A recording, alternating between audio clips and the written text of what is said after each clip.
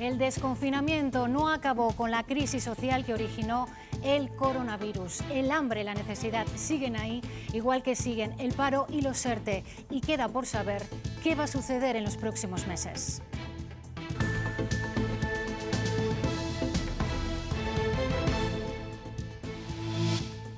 Antes de la pandemia estábamos atendiendo, 400 familias al mes. De 400 familias al mes en situación vulnerable a 3.000 al día. O sea, por eso te hace una idea de cuál es la magnitud del problema. Hola, ¿cómo están? Más de 30 años después, finalmente hay condena para uno de los responsables de la matanza de jesuitas en El Salvador. Luego lo veremos. Antes, horas muy complicadas estas en los institutos que preparan más que a contrarreloj la vuelta del lunes. En León, un equipo directivo se ha visto desbordado. Ha presentado la dimisión. Thais Lozano. ¿Qué tal? Muy buenas tardes. Dicen que es de sentido común que no se puede regresar a las aulas sin tener unos protocolos sanitarios adecuados, sin que los profesores sepan cómo deben impartir sus asignaturas. Por ello piden a la Junta que les dé una semana de margen para poder iniciar esa vuelta a las aulas de forma escalonada. Porque no hay planificación todavía.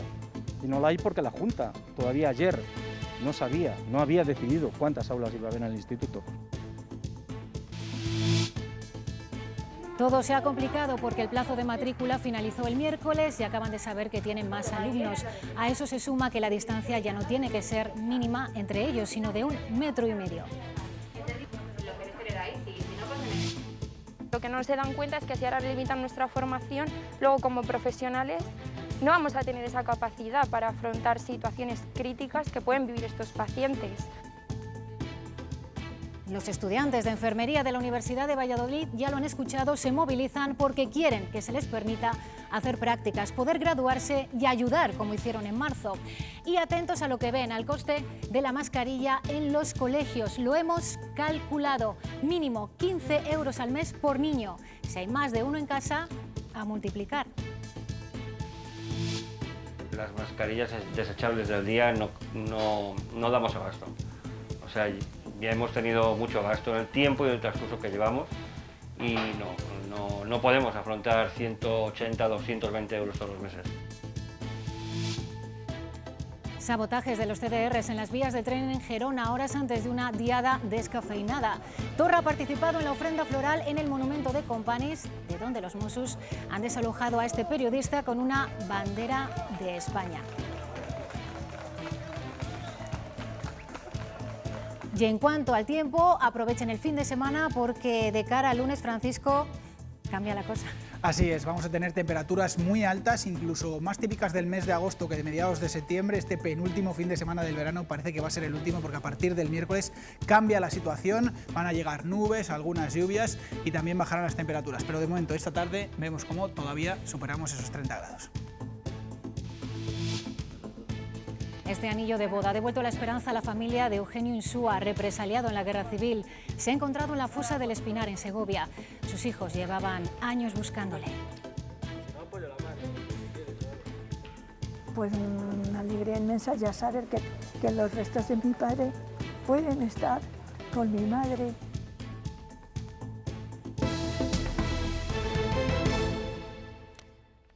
En Peñafiel, en Valladolid, acabamos de saber que ha cerrado un aula de una guardería por un positivo. Es la tercera escuela infantil afectada por coronavirus. A estas horas también la noticia está en León, como veíamos en titulares. El equipo directivo de un instituto ha presentado su dimisión por los problemas para adaptar el centro a las clases que comienzan ya este lunes. Thais Lozano, ¿qué más sabemos? ¿Les han aceptado la dimisión? ¿Qué tal? Buenas tardes de nuevo. Sí, la dimisión se ha producido, dicen, por varias razones. La principal de ellas es que se ha sobrecargado de responsabilidad a las direcciones de los centros a la hora de establecer esos protocolos sanitarios que no siempre se pueden cumplir. Además, ha habido ciertas presiones de los padres. Muchos no quieren traer a sus hijos a los institutos por el riesgo que eso supone. Piden a la Junta una semana de plazo para poder hacer una vuelta a las aulas de forma escalonada. Si la Junta no da su brazo a torcer, dicen que en este centro el lunes lo que habrá serán 1.100 alumnos que en lugar de atender en clase estarán mirando el teléfono móvil. Si la Junta de Castilla y León nació oídos sordos a la petición de las familias, pues el lunes se presentarán allí a las 8:30 de la mañana. Se para porque la fecha de inicio no se ha movido del calendario. Llegan el lunes los alumnos de la ESO, Bachillerato y Formación Profesional, y algunos institutos habilitarán turno de tarde para que quepan todos. En algunos institutos ha aumentado la matrícula más de lo esperado y colocar a todos en clases de 25 alumnos y con 1,5 metros de distancia se ha convertido en un rompecabezas para los directores que hicieron sus planes con las medidas del protocolo de la Junta aprobado en julio y modificado ahora a finales de agosto. De un día para otro nos encontramos que donde teníamos 24 alumnos ahora tenemos 28. Nos van a desdoblar ese grupo, llegará un profesor, tendremos que hacerlo, pero hay que buscar otro espacio para colocar esa otra clase.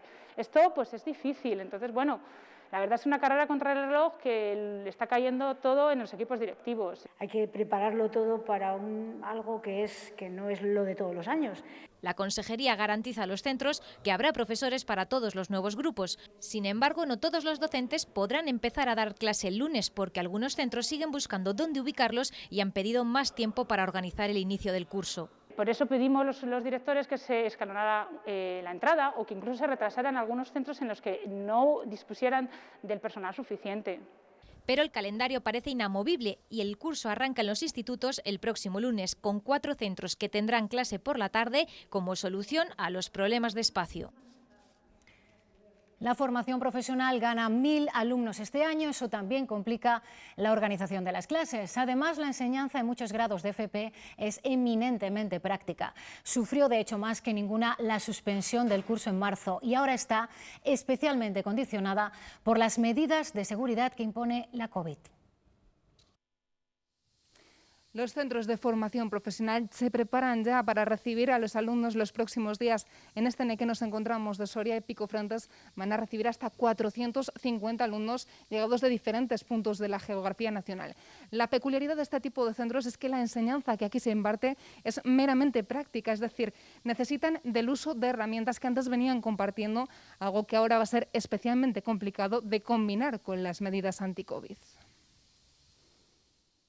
Bueno, pues un alumno tendrá que hacer una práctica y ir rotando en los puestos de trabajo, ¿no? De tal forma que todos pasen y todos puedan hacer las prácticas, pero individualmente ir rotando. Intentaremos que la herramienta sea individual y la herramienta colectiva, que de aquí no podemos tener un elevador para cada chico, pues intentaremos que el trabajo sea individual.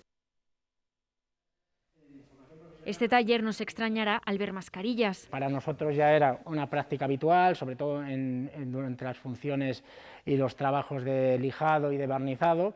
Aquí se aprende el FP de madera y mueble. Cuando los estudiantes vuelvan tendrán un puesto fijo en el banco de trabajo. Va a haber solo 2 personas puestos de manera diagonal para cumplir las distancias de seguridad.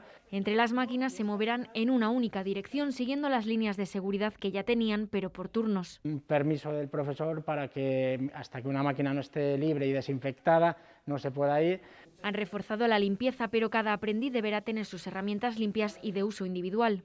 Ponerse de alguna manera en una situación como se podría poner cualquier profesional para guardar las distancias, para guardar las medidas de seguridad. No han necesitado hacer desdobles. Estamos deseando de tener más alumnos y las aulas más llenas. Este año justo eso va a jugar a nuestro favor. Durante el confinamiento adaptaron su programación. Evidentemente en formación profesional esto es complicado. Muchas veces es echar la imaginación y algunas veces es no poder llegar. Este curso son previsores. Para que el tiempo que esté en el centro educativo aprovecharle al máximo. Que luego estamos todo el curso en el centro, que es lo que todos deseamos, pues bueno, miel sobre hojuelas. Además esperan seguir colaborando con empresas. Hoy, por tercer día consecutivo, los padres de Martí Herrero y de los Narrillos de San Leonardo, en la provincia de Ávila, no han subido a sus hijos en el autobús escolar. Dicen que se masifica con el casi medio centenar de alumnos que montan en él. Cuando juegan a 1,5 metros, sin contacto, pero a la hora de montar en el autobús escolar... Esa saturación en el autobús, bueno, pues no corresponde mucho con las medidas sanitarias que nos reflejan las distintas organizaciones. Por eso los padres de Martí Herrero han decidido no hacer uso del transporte escolar, para salvaguardar la salud de sus hijos y como acto de protesta. Que nos hagan un desdoble de ruta. Los niños que viajan de Martí Herrero tienen que estar 40 minutos 40 minutos en una ruta, en un espacio cerrado. Todo para cubrir apenas 8 kilómetros desde sus centros en Ávila a su pueblo. Desde la Junta aseguran que si se ocupan todos los asientos es porque lo permite la normativa y que se cumplen todas las medidas de seguridad. Puedo afirmar rotundamente desde la Junta de Castilla y León que no existe ninguna situación de peligrosidad hacia estos alumnos. Mientras la Junta no se plantea desdoblar la ruta, los padres consideran las soluciones como aportar un vehículo más grande, simples remiendos. Por el momento seguirán sin montar a sus hijos en el autobús. Medio centenar de alumnos de diferentes titulaciones y de distintos países han llegado a León para disfrutar de los primeros meses de universidad. Son, de hecho, los primeros Erasmus de la pandemia en la capital leonesa. Saben que tendrán que adaptarse y cumplir con las normas sanitarias, pero aseguran que no les importa. Proceden de 20 países diferentes y todos han vivido la misma pandemia, pero en distintos lugares y con distintas normas sanitarias. Ahora tienen que adaptarse a las de España. Son los primeros Erasmus de la pandemia que llegan a la ciudad de León y lo hacen con idénticas inquietudes que sus predecesores de la antigua normalidad. Hablar mejor español. Quiero mejorar mi español. Es totalmente una experiencia, una gran oportunidad. Muy enriquecedor para mi plan de estudios. Que puedo aprender más español y conocer a muchas personas. No les asusta vivir esta experiencia en plena pandemia porque ya conocen el virus, también está en sus países. Porque la situación es igual en Francia, así que prefiero disfrutar aquí y conocer algo nuevo aquí. Llevando la mascarilla todo el tiempo, podemos arreglarlo y disfrutarlo aunque está este problema mundial. Tampoco les importa a quienes vienen de lugares donde la situación ya está más normalizada. En China ya casi todo normal. No necesitamos llevar mascarillas por la calle. Ninguno de ellos se ha hecho una prueba PCR antes de venir, pero sí saben que sus gobiernos se la exigirán cuando regresen. No lo he hecho, pero cuando volveré en Italia tengo que hacerlo.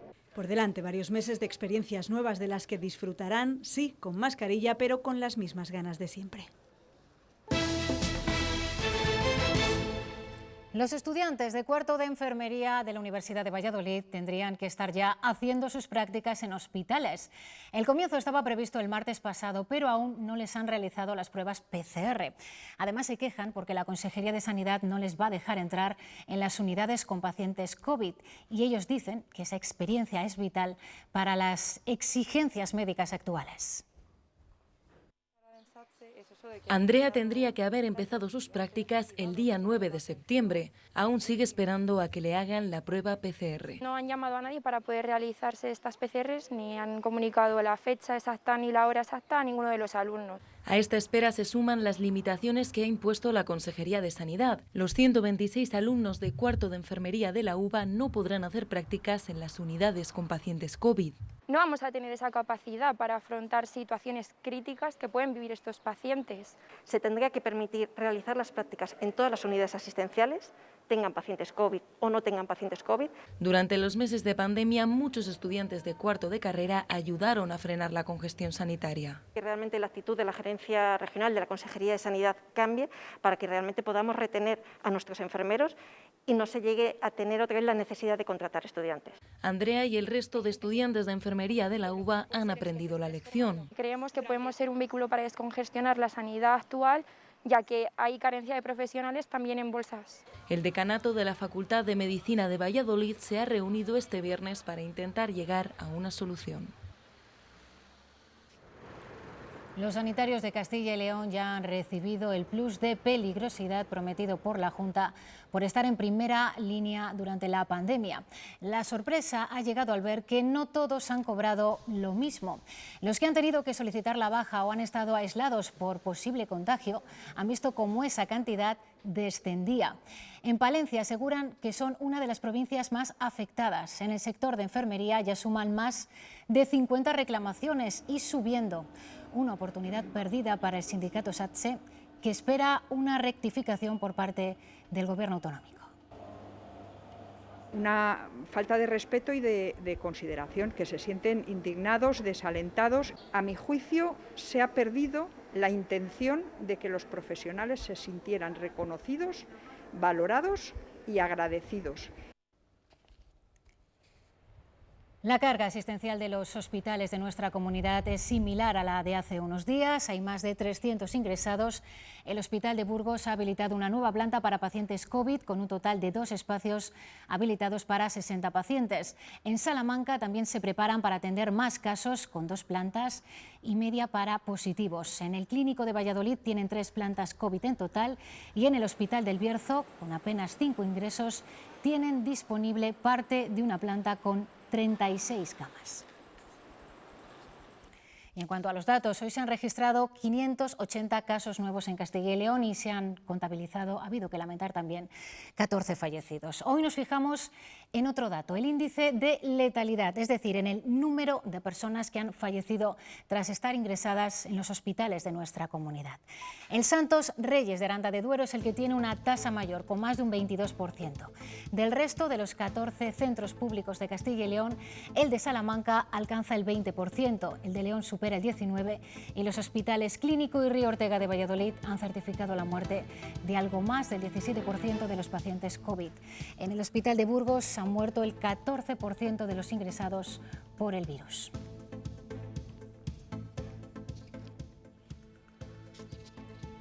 Y no llegan buenas noticias en lo que a gasto social se refiere. Las comunidades autónomas no recuperan el nivel de antes de la crisis. Es el caso de Castilla y León. El desembolso en educación, sanidad y servicios sociales sigue siendo inferior al de 2009. Se sitúa por debajo un 1,2%. En lo que se refiere al gasto social por habitante, nuestra comunidad se encuentra en el 7º lugar de la tabla. La cifra asciende a 2.600 euros. El año 2012 fue el momento en el que el Gobierno autonómico destinó un mayor presupuesto para la sanidad, más de 4.000 millones de euros, una cantidad que estamos lejos de alcanzar a día de hoy.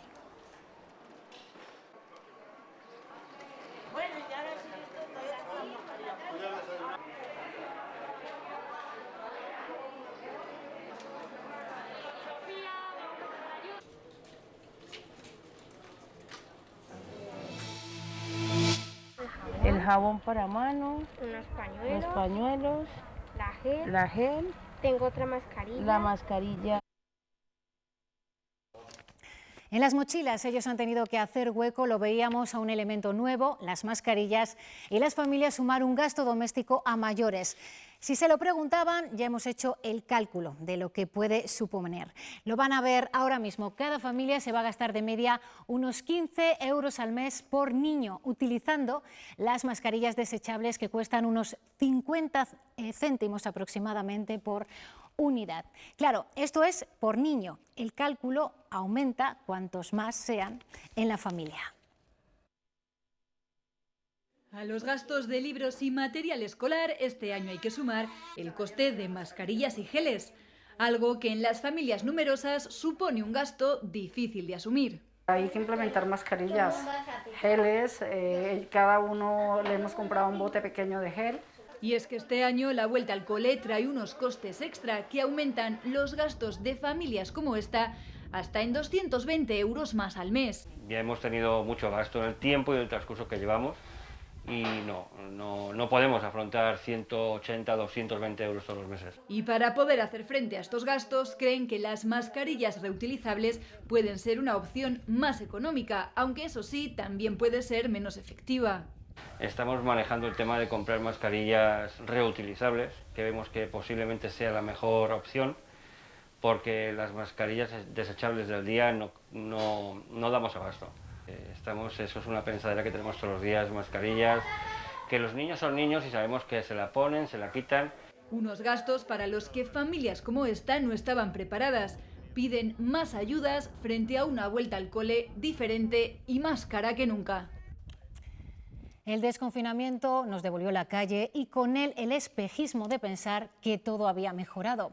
Los datos de contagio nos dicen cada día que no podemos confiarnos y las ONGs y asociaciones que trabajan con quienes tienen necesidad nos recuerdan que la crisis social sigue ahí y además en aumento. El paro, los ERTE siguen sumando familias a las colas que atienden cada día. Desde aquí, desde el almacén central del Banco de Alimentos de Ávila, salen los productos alimenticios y también los de primera necesidad para ser distribuidos en la capital y en la provincia. En total a unas 4.000 personas. De ellos se encargan de la distribución 31 entidades y el perfil de los necesitados ha cambiado. Hay muchas familias que están afectadas por los ERTE, que todavía no los han cobrado, y también muchos que se han quedado sin empleo. Mirando al futuro más próximo, el lunes hasta aquí empezarán a llegar 50.000 kilos de alimentos procedentes de fondos europeos. El lunes tienen que traer más y luego tenemos también legumbres, que ya tenemos pedidas, vamos a traer bollería, alimentos infantiles, también vamos a traer productos de limpieza y productos higiénicos para los niños y las personas mayores, porque es que eso es mucha demanda ahora. Centro de Madrid a las 11 de la mañana. Largas colas para pedir ayudas y alimentos. Son muchas las historias que nos encontramos aquí. Yo antes era camionero, me quedé sin ruta porque cambiaron los camiones y yo me quedé sin trabajo, me quedé en la calle. Ella de momento, como nació la niña, se ama de casa. También antes, y al nacer la niña, bueno, al quedarme embarazada la niña, perdí el trabajo. Es la primera vez que Brenda y Javier piden ayuda. Como ellos, cientos de familias acuden a la Fundación Madrina, que se ha visto desbordada desde marzo. Antes de la pandemia estábamos atendiendo, 400 familias al mes. De 400 familias al mes en situación vulnerable a 3.000 al día. O sea, con eso te hace una idea de cuál es la magnitud del problema. El perfil de los atendidos va de padres de familia a autónomos, hosteleros o arquitectos y ha cambiado en los últimos meses. Pues al principio era mucha más gente extranjera, ahora están viniendo muchos españoles pidiendo ayuda, gente muy joven, que no tienen nada de recursos, que han discutido con los padres también y los han echado. Gente totalmente que no tienen oportunidades de vida porque no tienen experiencia y no tienen de nada. Según datos del Ayuntamiento de Madrid, hasta 133.000 residentes reciben alimentos.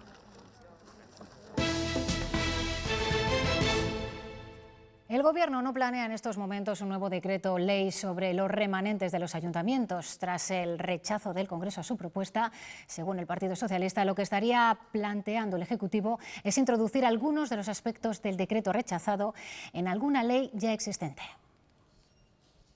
La ley de presupuestos podría ser probablemente la más idónea para introducir algunos de los elementos del decreto ley que permita desbloquear algunos de los aspectos que estaban en ese decreto ley, entre otras razones, porque es bueno que los ayuntamientos puedan gastar sus recursos. 24 horas después, queda derogado el Real Decreto Ley. Continúan las reacciones. Tras el rechazo del Congreso al plan del Gobierno sobre los remanentes de los ayuntamientos, en el PP exigen un plan B. El Gobierno debe de dejar a un lado la soberbia y optar por el diálogo y por el debate, que es lo que se le ha pedido. Lo dice el alcalde popular de Salamanca, mientras el de Burgos del PSOE carga contra quienes votaron no. Debo lamentar profundamente que ayer la oposición al Gobierno de España echara por tierra que miles de ayuntamientos de este país nos beneficiáramos. Mientras el alcalde socialista de Soria lo que pide ahora... que se derogue esa ley de estabilidad presupuestaria que nos limita de estas formas tan claras, ¿no? Lo que es la utilización de nuestros propios recursos. Y que se negocie, algo que también reclama su compañero de partido, el alcalde de León. Me gustaría que las grandes formaciones políticas en nuestro país llegaran a acuerdos que supusieran el beneficio para los ciudadanos. Justo lo que aquí no ha ocurrido. Por eso ahora mismo todo ese dinero ahorrado por los ayuntamientos sigue igual, es decir, congelado. Respecto al alcalde de Valladolid, crítico en otras ocasiones con la ministra de Hacienda, esta vez, de momento, prefiere no hablar sobre el tema. Estas fotografías muestran los actos de sabotaje de los CDR en las vías del tren de Cataluña. Con pequeños incendios, estos grupos independentistas han saboteado la circulación del AVE entre Barcelona y Figueras y de cercanías en la provincia de Gerona. Tras varias horas de suspensión, Renfe ha conseguido reanudar la actividad en estos trayectos a media mañana. Los CDR han realizado esos sabotajes con motivo de la Diada de Cataluña. Este año no habrá grandes actos, aunque la Asamblea Nacional Catalana ha convocado una manifestación para esta tarde. Esta mañana se ha celebrado la tradicional ofrenda de flores ante el monumento a Lluís Companys, donde los Mossos d'Esquadra han desalojado a este periodista por colocar una bandera de España. Antes, el presidente de la Generalitat, Quim Torra, ha depositado un ramo de flores y ha pedido al rey y a Pedro Sánchez que se disculpen por el fallecimiento de Companys en 1940. En aquesta diada exigeixo al govern espanyol un acte solemne en el que el cap d'Estat i el cap de govern públicament demanin disculpes per la persecució, detenció i afusellament del president Companys i de tots els milers de catalans morts a l'exili, als camps nazis de concentració o a les presons catalanes. Bueno, pues el Constitucional ratifica que será arrestado si pisa territorio español. El tribunal ha rechazado los recursos de Carles Puigdemont contra su orden de detención nacional que el expresidente catalán pedía suspender por su condición de eurodiputado.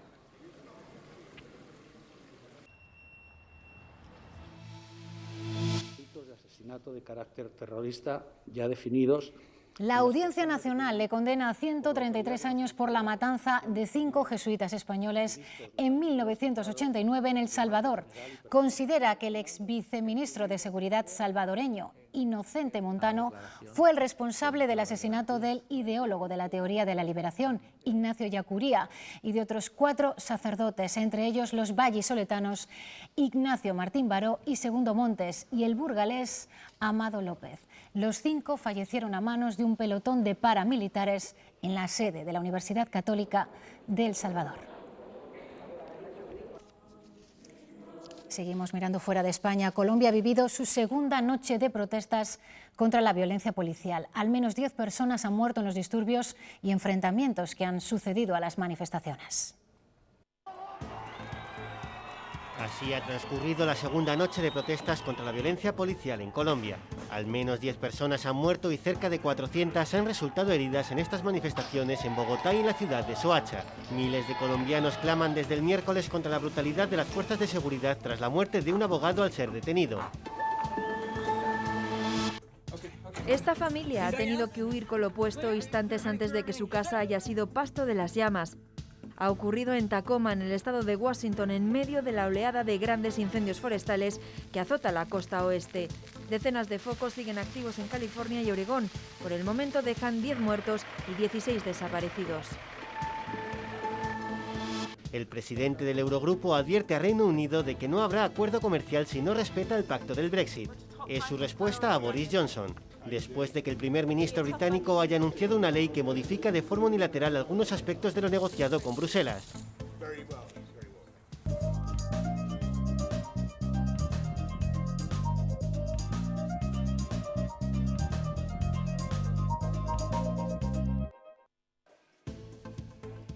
El IPC, el índice de precios al consumo, aumentó 1/10 en agosto en Castilla y León respecto al mes anterior. En España se mantuvo invariable. En lo que va de año, los precios han caído casi un 2% en nuestra comunidad, 3 décimas más que en el resto del país. Cae un 0,1% la producción industrial en Castilla y León durante el mes de julio. Es el menor descenso de todo el país. Sin embargo, en lo que va de año, la comunidad ha registrado una disminución superior a la media de un 15,4%. La crisis sanitaria del coronavirus ha afectado y afectará a las previsiones económicas de Castilla y León. Descenderán el PIB y el empleo en un 9 y un 12% respectivamente. Según un informe de Unicaja Banco, la tasa de paro podría alcanzar el 18,8%. Michelin se plantea nuevas contrataciones antes de fin de año en sus plantas de España. Según ha comunicado hoy a los sindicatos, la actividad de la compañía es muy buena, incluso superior en algunas ramas como la de turismo. Por ello, los ERTEs han finalizado con casi 2 meses de antelación.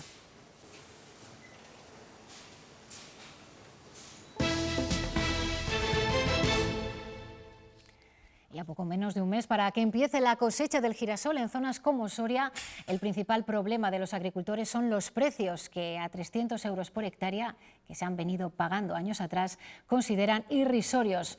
Piden soluciones para 2 problemas. El primero, la importación de aceite de países como Bielorrusia o Ucrania.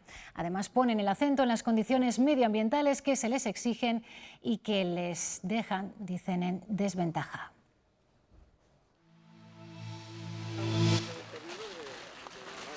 Castilla y León exige una postura firme al Gobierno de España en la defensa de la PAC y las ayudas destinadas al vacuno de carne. Lo ha dicho esta mañana el presidente de la Junta en su visita a una explotación ganadera en la provincia de Valladolid, donde ha anunciado una nueva campaña para fomentar el consumo de carne y para dar a conocer a los ganaderos las líneas de liquidez a las que pueden acceder y que llegan hasta los 200.000 euros. Y esta noche les proponemos que nos acompañen para conocer cómo se está incentivando el consumo de la patata en nuestra comunidad.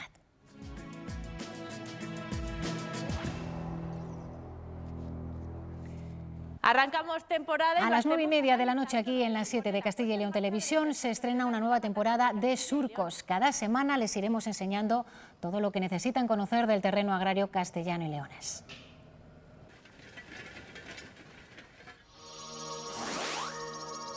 Un sector que sigue en continuo cambio y evolución, porque aunque Y otro programa que tampoco se pueden perder esta noche es Agro en Acción, donde les mostraremos las innovaciones del mundo de la maquinaria agrícola.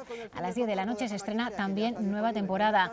Seguiremos mostrándoles uno de los sectores más antiguos que nunca deja de reinventarse y de sorprendernos. Para que sea así. Sí, efectivamente, la altura y todo. Pocas veces una alianza ha dicho tanto en tan breve inscripción. El 1 de junio de 1931, el día en el que se casó Eugenio Insúa, miliciano de 29 años y una de las primeras víctimas de la Guerra Civil. Se ha encontrado en una fosa en el Espinar, en la provincia de Segovia. El hallazgo, a falta de las pruebas de ADN, ha llenado de alegría a su familia. Les anima a pensar que están más cerca de encontrarle. Llevan años peleando por recuperar sus restos.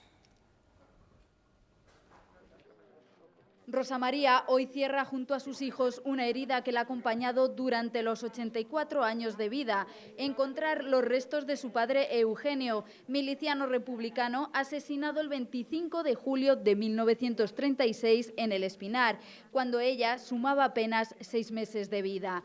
Una llamada de los voluntarios que excavan esta fosa común les preguntaba la fecha de boda de su padre, lo que desvelaba su paradero. No me lo imaginaba. Sí, pensé que estaba mi ADN, estaban buscando, tenían que mirar. Es más que un anillo, por eso nos hemos roto, por eso se rompieron ellos. Es más que un anillo. Es saber, es la certeza de que mi abuelo está ahí. Esta familia recuerda que después de décadas de búsqueda... Yo no tengo ya rencor ni tengo nada, yo quería a mi abuelo, se acabó. Ya está, mi abuelo ya está, por fin, va a estar con nosotros. Aquí termina todo. Una alegría inmensa ya saber que los restos de mi padre pueden estar con mi madre.